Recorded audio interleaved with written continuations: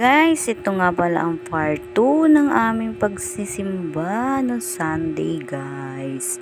Napahinto nga kami guys dito dahil naalala ko pala ang bilin sa akin ng aking pretty daughter na pasalubungan ko pala siya ng french fries. Yes! Hindi kasi siya guys sumama niyan sa amin guys. Alam mo naman, may araw na sinisipag sumama, may araw na tamad sumama, kaya hindi ko na siya pinilit guys.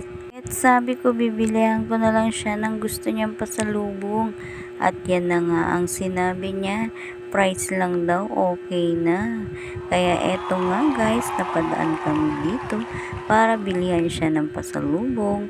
Alam mo naman guys, kailangan bilihan siya dahil alam niyo naman, lahat ng gusto niya na hanggat kaya ko ay ibibigay ko. Basta magsipag lang sa pag-aaral. Marami kang pagpipilian dito guys. May milk tea, may pizza, may fries, may mga graham, shake, at iba pa guys. Mamimili ka lang kung anong gusto nyo. Dito nga pala yan sa may Moriones guys, malapit lang sa highway. Kapag pumunta kayo ng Tondo Church guys, ay makikita nyo na agad ang kanilang store. So, ayan na nga ang driver ko, umatak na nga sa pag-order guys. Hindi na malaman kung anong gustong orderin guys, kaya hinayaan ko na lang siya. Mabalik tayo sa aking pretty daughter guys. Sabi ko nga sa kanya, lahat ng gusto niya hanggat kaya ko ay ibibigay ko.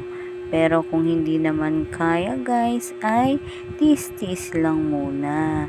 Pero sa aking pagtratrabaho ay para sa kanya talaga ang pagsisikap ko. Syempre kasama na ang driver ko. Nagsusumikap din para makapag-aral siya ng mabuti at matustusan namin ang mga pangangailangan niya sa pag-aaral. Sabi ko nga sa kanya guys, kailangan mag-aral ng mabuti dahil hindi naman kami mayaman at wala naman akong maipamamana sa kanya kundi ang pag-aaral lang. Sabi ko nga sa kanya guys na ang pag-aaral ay ayan ang hindi mananakaw ng kahit na sino. So ayan na nga guys, si Bebe Darna ginawa ng playground ang tindahan ng shake at milk tea guys. Nag-i-enjoy siya ng pabalik-balik guys. Hinayaan ko na lang siya guys.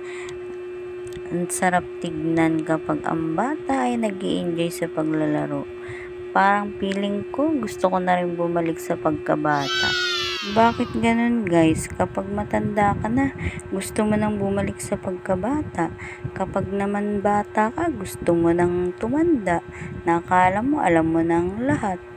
Kaya nga sabi ko sa daughter ko ay habang bata pa ay enjoy niya na ang kanyang life. At laging isa sa isip ang lagi kong pangaral na mag-aral lang mabuti dahil ang pag-aaral ay yan ang kayamanan na hindi mananakaw ng kahit sino man.